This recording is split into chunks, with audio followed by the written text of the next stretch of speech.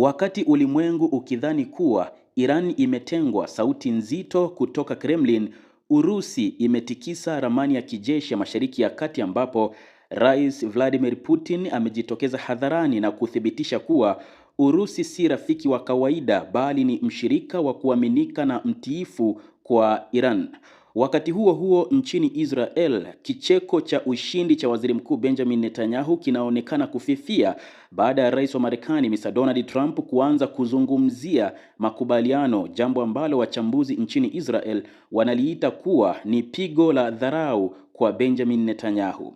Muda huu tunatazama ndani ya siri za simu kati ya Moscow na Tehran na kwa nini Israel inajihisi kutelekezwa na rafiki yake mkuu wa White House. Katika kilele cha mashambulizi, Rais Vladimir Putin amemtumia ujumbe mzito wa pongezi Rais wa Iran Masoud Pezeshkian wakati wa sherehe za Nowruz, mwaka mpya wa Kiajemi, lakini huu haukuwa ujumbe wa heri tu, ulikuwa ujumbe wa kijeshi na kidiplomasia. Na nukuu, "Tunabaki kuwa rafiki mtiifu na mshirika wa kuaminika kwa Tehran," amesema Rais Vladimir Putin.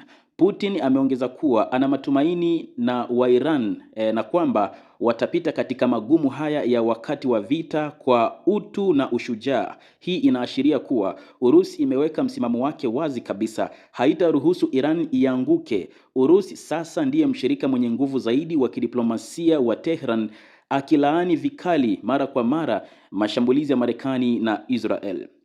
Waziri wa mambo ya nje wa Urusi, Sergei Lavrov, ameonya kuwa mashambulizi ya Marekani na Israel dhidi ya Iran yatakuwa na matokeo mabaya sana. Urusi imekwenda mbali zaidi na kuitaka jumuiya ya kimataifa kutoa tathmini ya dharura baada ya shambulio kwenye kituo cha nyuklia cha Natanz, ikisema kitendo hicho ni cha kizembe na kinaweza kusababisha janga kubwa kwa ukanda mzima. Maelezo ya kina ya mazungumzo ya simu kati ya Sergei Lavrov, waziri wa mambo ya nje wa Urusi, na mwenzake wa Iran Abbas Araghchi yanaonyesha kuwa Urusi inasukuma suluhu ya kisiasa. Lavrov amesisitiza: moja, haja ya haraka ya kusitisha uhasama mara moja na kuelekea kwenye azimio la kidiplomasia, na pili,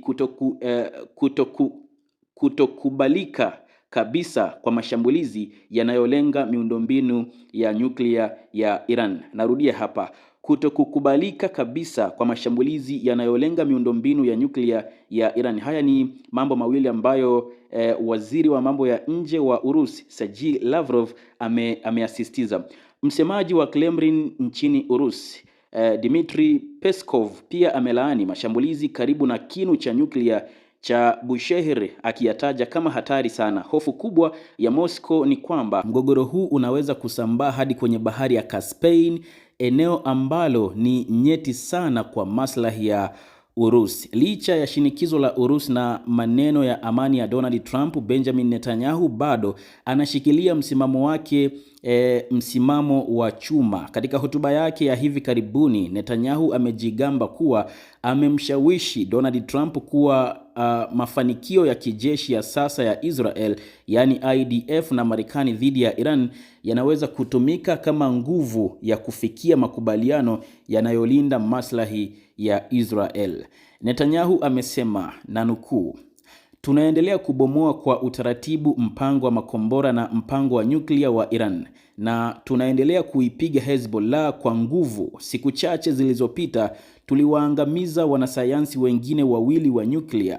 Mkono wetu bado umenyooka." Huu ni ujumbe wa wazi: Israel haina mpango wa kusitisha mapigano mpaka itakapohakikisha Iran haina tena uwezo wowote wa kumiliki nyuklia au makombora ya masafa marefu.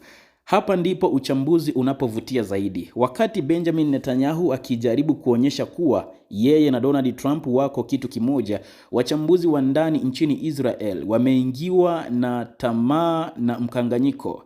Madai ya Donald Trump kwamba mazungumzo yanaendelea yamewashtua wengi.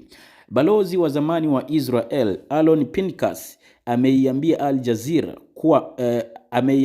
Jazeera kwamba ikiwa Donald Trump anasukuma mazungumzo dhidi ya pingamizi la Benjamin Netanyahu, ni ishara kuwa Trump amegundua kuwa Netanyahu alimdanganya kuhusu jinsi ushindi ungetokea haraka na uwezekano wa kupindua utawala wa Iran, yani regime change. Mwanasayansi wa kisiasa Ori Goldberg amekuwa mkali zaidi akisema, namnukuu, "Je, ni kushindwa kwa Benjamin Netanyahu?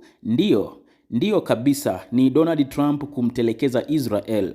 Kwa sasa tutaweza kuharibu Lebanon na njaa huko Gaza, lakini wazo kwamba sisi ni mchezaji makini ambaye Marekani au serikali yeyote ingetaka kuzungumza naye limepotea. Hakuna anayetaka kuzungumza nasi." Wachambuzi wengi sasa wanaamini kuwa Benjamin Netanyahu hakuwa na nia ya kweli ya kupindua serikali ya Iran. Mchambuzi wa kisiasa wa Israel, Nimrod Flashenberg, anasema kuwa ikiwa Benjamin Netanyahu angekuwa na nia hiyo, asingewaua watu muhimu ndani ya utawala wa Iran ambao wangeweza kuleta mabadiliko hayo. Badala yake, inaonekana mkakati wa Netanyahu ulikuwa: moja, kudhoofisha downgrade, yani uwezo wa kijeshi wa Iran, na pili ni kuhakikisha Marekani inaingia katika ahadi ya muda mrefu ya kuzuia Iran isipate nguvu tena.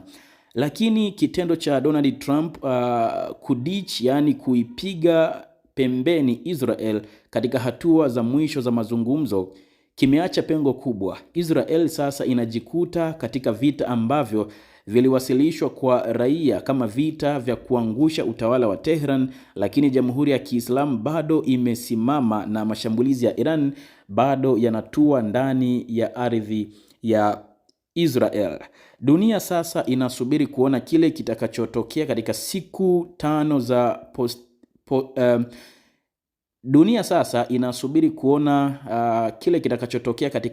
tano za postponement alizotangaza rais wa Marekani Donald Trump.